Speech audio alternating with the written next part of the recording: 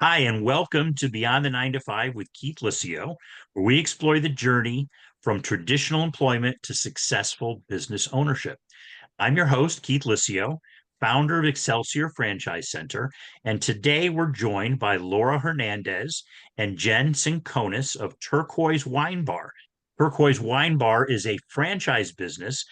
Laura and Jen are franchisors and actually fellow members of the Franchise Brokers Association. So welcome. Thank you. Hi, Well, thank you. let's dive right in. Laura and Jen, why don't you tell me a little bit about your own journey into business ownership and a little background on Turquoise Wine Bar?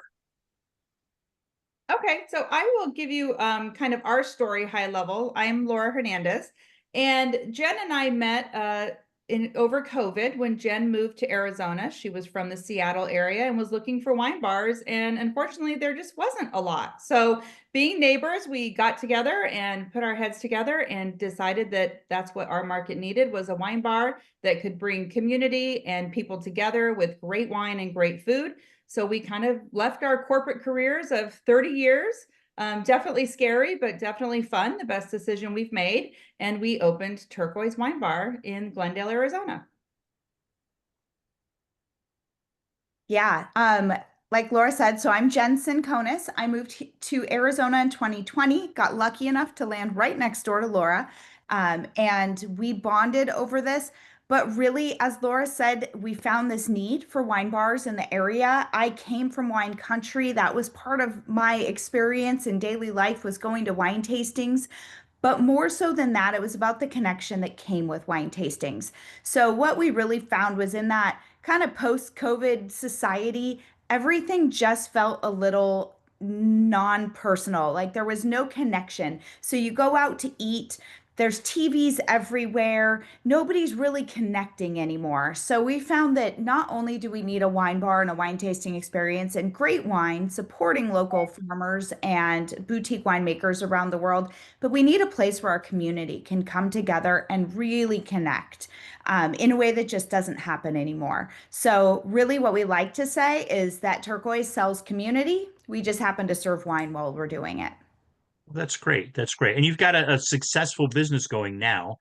And as franchisors, from both your personal experience and your position as franchisors, what do you think is one misconception about business ownership that holds people back from taking the leap? The one thing we hear from franchisee candidates all the time is that you'll never be able to take a vacation. You'll never be able to go anywhere. You work 24/7. You're tied to the business. And really, we have kind of proven that to be false with Turquoise Wine Bar. We have a very simple business model. We are not a restaurant, like Jen said. We are not huge. We do not have a huge staff, but we have enough people that it enabled us to go out and meet with winemakers throughout the domestic world. We're able to go to Napa, California, all over and meet with people. But we're also able to take our wine club on international trips. And we've gone to France. We just returned from Italy. So we're able to be connected to the business, but not be tied down to the business. I think a lot of people don't want to do that because they think they're going to have to work 24/7. And you can work 24/7 if you want to, but I think that's the difference is you're choosing to build and expand upon and create new things for your company. That's much different than getting up at the crack of dawn and working 12, 15 hours a day for another CEO to become rich and famous. Okay. What about you, Jen? What do you think is holding people back from taking the leap? Anything besides the fear of not being able to take a vacation? I think some people people come in all the time and they're like, "Oh my God, this is my dream. I want to do this. I wish I had your job." And we're always saying, "Well, why don't you?" And it's always the fear of the unknown. I think it's just the fear of taking that risk, and it is scary. You take this risk, you say, "You know what? I'm going to quit my day job and here I go." But the great thing is with going into a franchise, you have a proven business model. We can show you what we did. Here's how much we needed and how long it took to break even. We can show you what our franchisees are doing. And they've made the leap and it totally works. Like Laura said, it's a very easy business model. It really doesn't take a long time to recoup your money. And then once you start going, it's just a really fun way to spend your time. It's like going to work and hanging out with your best friends every day. The customers are great. Mostly people who love wine are just cool people. So it's a lot of fun. So I think it's that initial fear of I have to make this big move. This is unsecured. But the reality is, if we can do it, if the people that are doing this with us can do it, really anybody can do it. It's not hard. Yeah, I think, I see that fear in franchise candidates too. But all of us are business owners. What was your biggest fear when considering opening Turquoise Wine Bar, and how did you overcome it? That's funny. We actually had a little summit, executive summit, so to speak, before we started, and we wrote down our biggest fears and we put them in an envelope, and we came back to them a year later to see how well we dealt with those. And mine was the fear of not knowing everything about wine. I know a lot about wine. I've consumed wine my entire life. I do have education in wine, but that was my fear, was that I wasn't an expert. But the reality is, as much education as I have and as much wine as I taste, which is quite a bit, um, you never know everything. And so the reality is it's a journey, and it's a journey our customers want to be on with us in terms of wine education. And that really is the best part of it for me. I love learning about wine. I love sharing that ability to learn about wine with our customers. And it makes it a more approachable and authentic wine tasting experience when you are all learning and trying things together. What about you, Laura? Did you have any fears when you thought about going into business? Mine was that we would be slow. Would the customers find us? Did we have the best location? And we got a small location because we wanted to be able to pay the bills and make sure everything, if there was no customers, that we were still good. And actually what happened was we were so busy.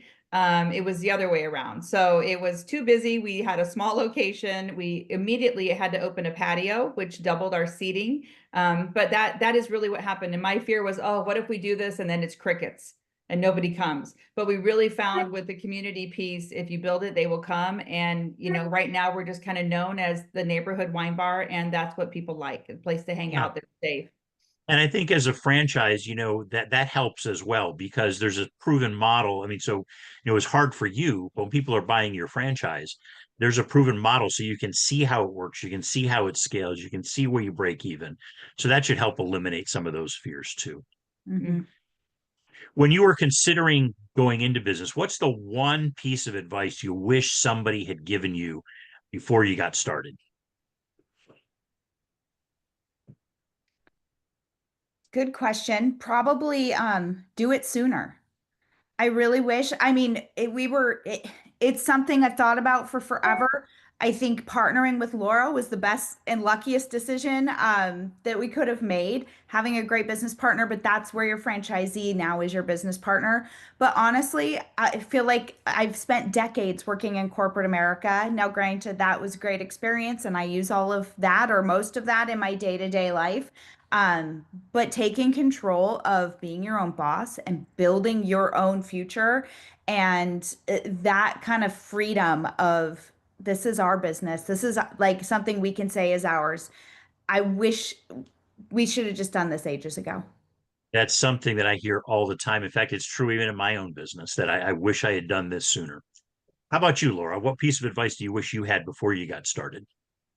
I think it would kind of been the same thing. Just do it is something that's coming to top of mind, and not, there's so many, what about this and what about that? And what if this doesn't work? And, it's not a cheap business. It's a true brick and mortar building that you have to open. And I think just really putting yourself out there and doing it 100%, being able to walk away from your corporate America job. I was always the corporate executive who did real estate on the side or had other things I dabbled in because I was bored. And just being able to actually have the courage to stop with the W-2 and the consistent paycheck and be able to jump in and know that you will be successful and you will do it. Well, that's great. Thank you both for being here today. I think it was really insightful, and I think you've given people who are considering business ownership a lot to think about. If they're considering franchise ownership and like wine, I hope they'll consider Turquoise Wine Bar as one of their choices. Thank you for listening to Beyond the 9 to 5 with Keith Lescio. If you found value in today's conversation, please share your takeaways in the comments below. I look forward to seeing you in the next episode, and we'll continue exploring pathways to business ownership and financial freedom.